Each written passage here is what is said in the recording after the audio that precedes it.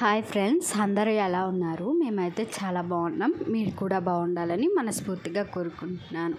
ఈరోజు నేను చూపించబోయే రెసిపీ వచ్చేసి సగ్గుబియ్యం సేమియా పాయసం అన్నమాట. దీనికోసం ఒక 1/2 లీటర్ పాలు ఇలా ఒక గిన్నెలో వేసేసుకొని కాగపెట్టుకోవాలన్నమాట. సిమ్లో ఉంచి కాగపెట్టుకోవాలి. ఈ పాలు అనేవి ఒక 1/2 లీటర్ అయితే మనం చేసే ఈ పాయసానికి చాలా టేస్ట్గా ఉంటుంది. ఎక్కువ లేకుండా తక్కువ లేకుండా మీడియంగా బాగుంటుంది టేస్ట్. మీరు కూడా ఒకసారి ఇంట్లో ట్రై చేయండి. ఇవి వచ్చేసి చిట్టి సగ్గుబియ్యం అంటాం కదా, చిన్నవే అన్నమాట, పెద్దవి కాదు. చిన్న సగ్గుబియ్యము. మీరు పెద్ద సగ్గుబియ్యం అయినా యూస్ చేసుకోవచ్చు. నేనైతే చిట్టి సగ్గుబియ్యం అయితే యూస్ చేస్తున్నాను. ఇలా కొద్దిగా వేసుకొని ఒక 1/2 కప్పు సేమియా అన్నమాట. ఈ సేమియా రోస్టెడ్ సేమియా అండి, అందుకని చెప్పేసి నేను రోస్ట్ అయితే చేయట్లేదు. మీరు నార్మల్ సగ్గుబియ్యం వాడుకునే పని అయితే కొంచెం నెయ్యి వేసుకొని రోస్ట్ చేసుకోండి. ఇవి రోస్టెడ్ అండి, అందుకని చెప్పేసి నేను వేపకుండా వేసేస్తున్నాను.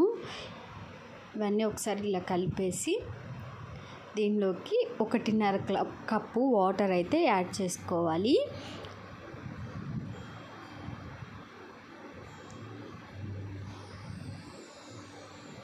ఇలా 1.5 కప్పు వాటర్ అయితే సరిపోతుంది. సేమియా చిక్కపడుతుంది, అందుకని చెప్పేసి 1.5 కప్పు వాటర్ అయితే వేసుకోవాలి.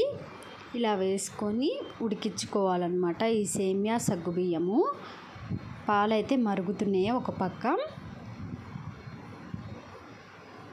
ఇవి డైరెక్ట్గా సేమియాలో వేసుకోకూడదండి. పాలు కాగపెట్టిన తర్వాత వేసుకుంటే పాలు ఇరగకుండా టేస్ట్గా ఉంటుందన్నమాట సేమియా పాయసం అనేది. ఒక పక్క సగ్గుబియ్యము అలాగే సేమియా ఉడుకుతుంది. ఇలా ఉడికించుకోవాలన్నమాట. నేను ఉడికేటప్పుడు పంచదార అయితే వేయలేదు, ఎందుకంటే నేను సపరేట్గా కొంచెం బెల్లం అయితే కలుపుకుంటాను. ఇలా ఉడికించుకోవాలి. ఉడికిపోయింది.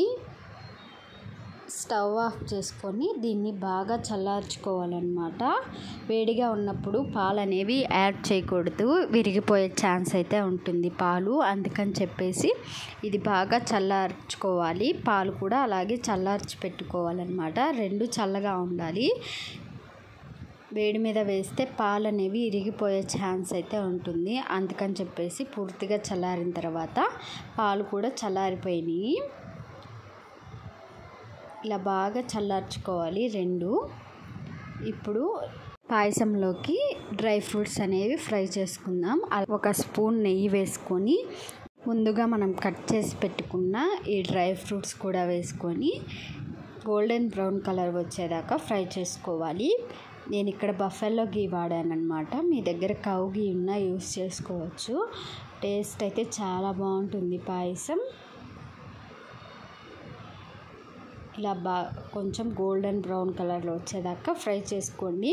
మాడిపోతే అంత టేస్ట్గా ఉండదు, చేదుగా ఉంటుందన్నమాట పాయసం. అందుకని చెప్పేసి ఇలా గోల్డెన్ బ్రౌన్ కలర్లోకి వచ్చేదాకా ఫ్రై చేసుకొని స్టవ్ ఆఫ్ చేసి పక్కన పెట్టుకోవాలి.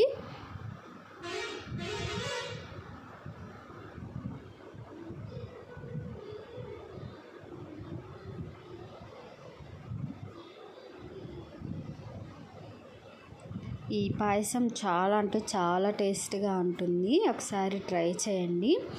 ఇప్పుడు నేను చేసేది బెల్లం పాయసం అన్నమాట. ముందుగా మనం ఉడకబెట్టిన సేమియా అలాగే సగ్గుబియ్యము తీసుకొని అలాగే బెల్లము, మీ స్వీట్ తగ్గట్టు బెల్లం అయితే యాడ్ చేసుకోవచ్చు.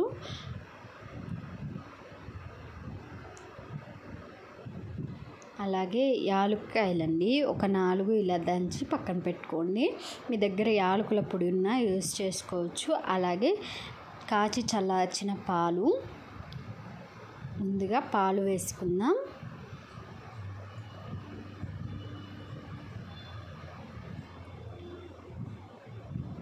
పాలు వేసుకొని ఒకసారి బాగా కలిపేసుకోవాలి.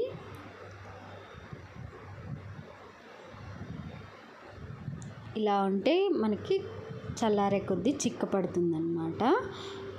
గోరువెచ్చగా ఉన్నప్పుడు పాలు వేసుకోండి. అలాగే మీ స్వీట్కి తగ్గట్టు బెల్లము, అలాగే 2 ఇలాచీలు ఇలా దంచి వేసుకోవాలి.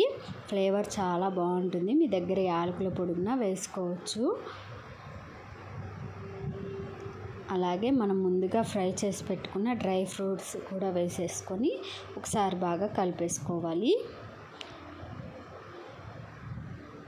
చూసారని ఎంత బాగుందో చూడటానికి, చాలా టేస్టీగా ఉంటుంది. ఒకసారి మీరు కూడా ట్రై చేయండి.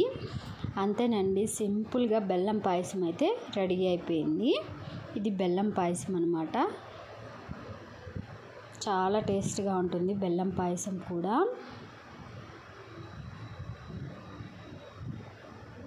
అలాగే ఇప్పుడు మనం చక్కెర పాయసం చూపిస్తాను. ముందుగా మనం ఉడకబెట్టుకున్న సగ్గుబియ్యం సేమియా ఉంది కదా, డ్రై ఫ్రూట్స్ కూడా వేసేసుకొని మిగిలిన పాలు వేసేసుకోవాలి. 1/2 లీటర్ తీసుకున్నాను అన్నమాట. ఇలా వేసేసి ఒకసారి బాగా కలుపుకోవాలి.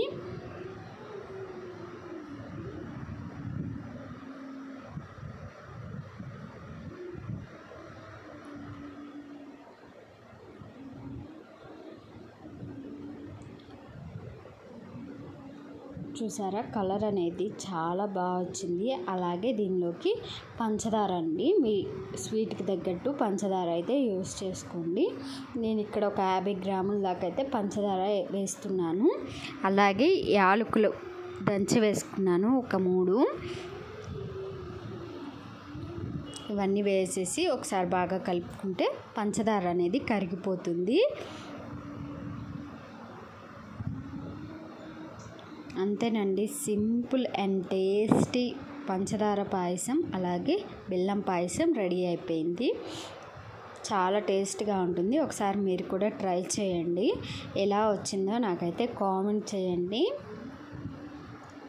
నా ఛానల్ని సబ్స్క్రైబ్ చేసుకోండి. చూడండి ఎంత బాగా వచ్చిందో. ఒకసారి మీరు కూడా ఇంట్లో ట్రై చేయండి. అలాగే నా ఛానల్ని లైక్ చేయండి, షేర్ చేయండి, సబ్స్క్రైబ్ చేసుకోండి.